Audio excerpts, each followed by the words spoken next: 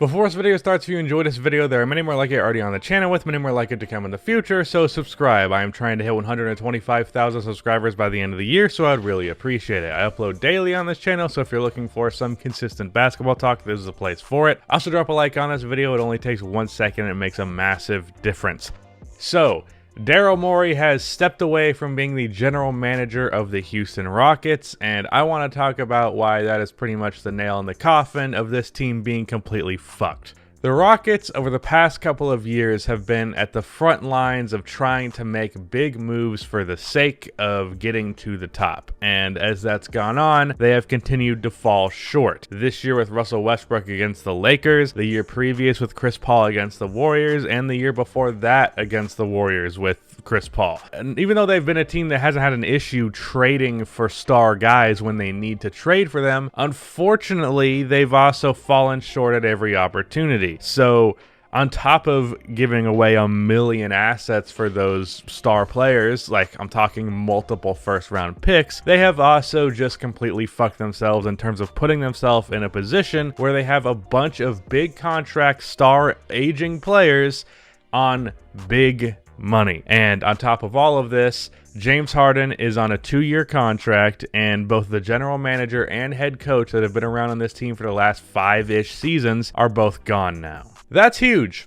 And I honestly have no idea what the direction of this Rockets franchise is going to be. I wouldn't be shocked if James Harden got traded. I wouldn't be shocked if they managed to trade Russell Westbrook for some other star-level player. But as of right now, it doesn't look good, and it looks like they're going to have to get some real talent in that general manager spot in order to fix this situation. I saw a report the other day about the Rockets that said the Rockets are interested in trading for Joel Embiid, and everyone except for James Harden on the roster is available. But how do you expect to get Joel Embiid under those circumstances? Joel Embiid is very good, and you're not going to get him for Russell Westbrook and his horrible contract. If you're going to trade away Joel Embiid, if you're the Sixers, you're doing so that you can rebuild around Ben Simmons, and there's not a worse point guard in the league to put next to Ben Simmons than Russell Westbrook. It's just a horrible fit. Two complete non-shooters on the same team who are ineffective without the ball in their hands, really. That's not a good idea whatsoever. And as a result, that's not going to happen. The only way I could see that happening is if a third team like the Knicks got involved, and even a fourth team with like the Warriors, and then they traded picks and then things were swapped, because I know the Knicks want Russell Westbrook for some reason, but that would be a mistake. I don't think the Sixers would find anything close to what they want in a deal with the Rockets, even if other teams are involved, because there will be better offers on the table than anything that they can make up in whatever they make up. And as a result, no Joel Embiid. And as for trading Russell Westbrook, if you could get like the 12th pick and a contract or two from the Knicks, that would not be a horrible return from, I think they have the 12th pick, or was it the 8th? Whatever the Knicks pick is, it's not a great pick, but Russell Westbrook for that pick, I wouldn't do it. The Knicks are kind of dumb to do that, but apparently they're interested in it. If I'm going to trade for an aging point guard in their position, it's Chris Paul and Chris Paul only, but they're the Knicks, so they're going to do the incompetent move, and that's always something you can rely on. Coaching. This is interesting because James Harden throughout the last couple of seasons has really scored a lot, but it's been because of Mike D'Antoni, and unfortunately that kind of scoring in the regular season has not existed in the playoffs because unfortunately that play style does not translate well, as it is easy to predict, and when offense becomes easy to predict, it becomes easy to defend, and when a defense is locked in like they are in the playoffs, you're not going to get a bunch of easy buckets like you do in the regular season. We saw that versus the Lakers, where they pretty much figured out, hey, let's just double team James Harden and then make sure we close out on shooters, and their offense was pretty much fucked, and that's exactly what it was. James Harden played bad in that series, and the rest of the team was not getting as many open looks as the small ball lineup was supposed to get.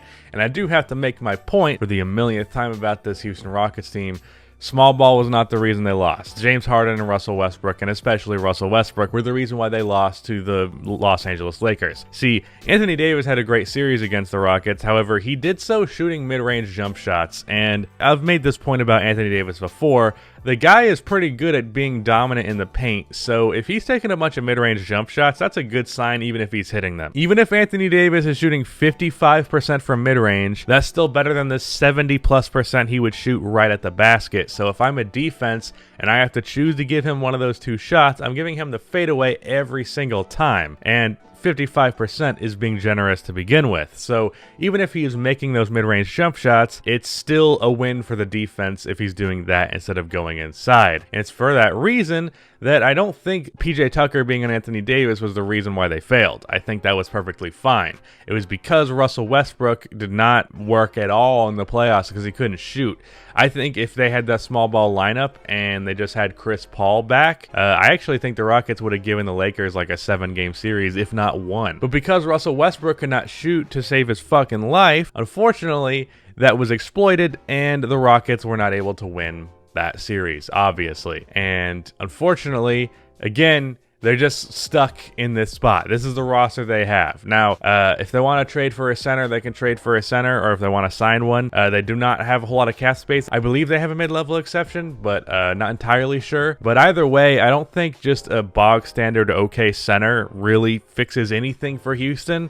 I think their issue lies in Russell Westbrook and a little bit of James Harden. Just because James Harden sometimes craps the bed in the playoffs. Russell Westbrook really has to go. Like, I don't think there's a way they win a championship unless he's gone. They're going to be able to win in the playoffs against teams that don't know how to just completely sag off of him. But for those that do, that's going to be a huge detriment because he's going to keep getting open three-point shots and he's going to keep missing them. Teams are going to exploit that. And unfortunately, that's just the reality of Russell Westbrook. And if you have a team that's heavily focused on getting open jump shots, if there's so many players on the court that cannot be left open, the one guy that can be left open is going to be left open every single time, which is what we saw happen with Russell Westbrook. So you got to trade Russ. I would hope that the Knicks will be willing to trade that lottery pick for Russ. I think it's stupid, but it's the Knicks. I would trade that pick as well, try to get something that you can.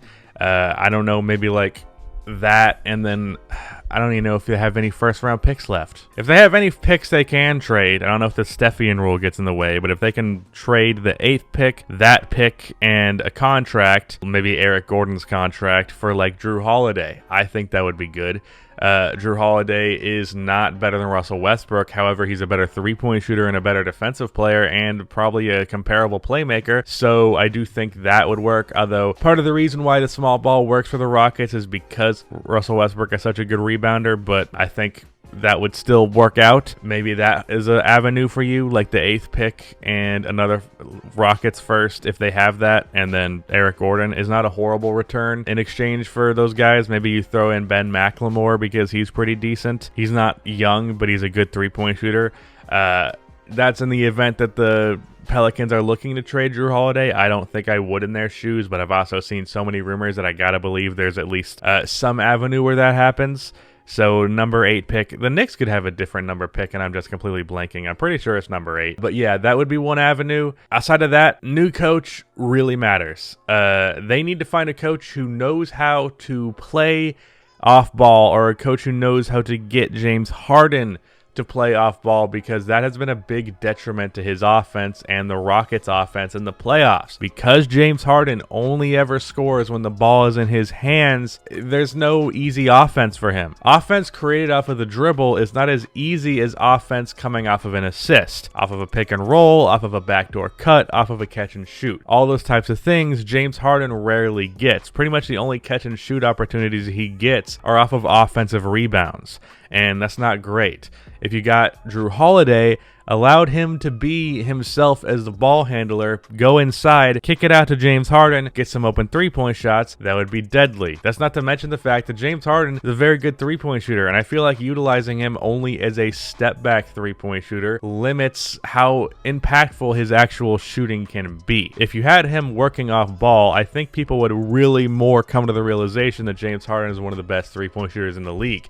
he doesn't get that credit because he always shoots around 37%, but he always shoots around 37% because he shoots so many step-back contested three-pointers. Get in a guy who's going to play make for him with Jrue Holiday and have him work off ball, coming off of screens, doing floppy sets, all that kind of shit, and you allow James Harden to get open jump shots off of that, and I think offense comes easier for James Harden. I think offense becomes less predictable for James Harden, and I think overall the Rockets see more success than they did this year. I would stick with small ball, and I would just try and make that Jrue Holiday hypothetical happen. If not, even another bog standard point guard who's just a decent three-point shooter and playmaker and defensive player, not entirely sure who that is, would meet the criteria. Maybe Malcolm Brogdon, something like that. That's just what you need to do. You need to get rid of Russell Westbrook, and you need to find a coach who's going to implement an off-ball system and not do this basic ISO-heavy offense. I really don't agree with the idea that Mike D'Antoni and Daryl Morey are like these huge basketball innovators,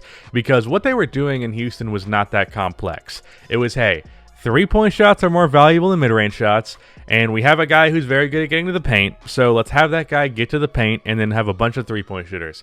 That's not revolutionary. That's pretty basic and pretty simple thinking, and unfortunately, simple offense does not usually work out, which, as we saw with the Rockets, as we saw with the Clippers, and as we've seen with other teams that have very basic offense. A more complex offensive system is harder to predict and harder to defend. So, new point guard, get rid of Russell Westbrook, a point guard who can shoot, defend, play make, and get a coach who knows how to run stuff off ball. But the Rockets only have 2 years to do this because James Harden is going to leave after that contract is up if things look as bad as they do right now. I'm confident in that. So, unfortunately, the Rockets are probably screwed because you have to get a lot of things perfect, and I'm pretty confident you have to win a championship or at least make the finals within the next 2 years in order to keep James Harden. And if James Harden's gone, the franchise is done for quite a few years because they also don't have most of their first-round picks. So that's an unfortunate circumstance for them. Yeah, I'm sure people who hate analytics are loving to see this happen. I'm indifferent on that conversation,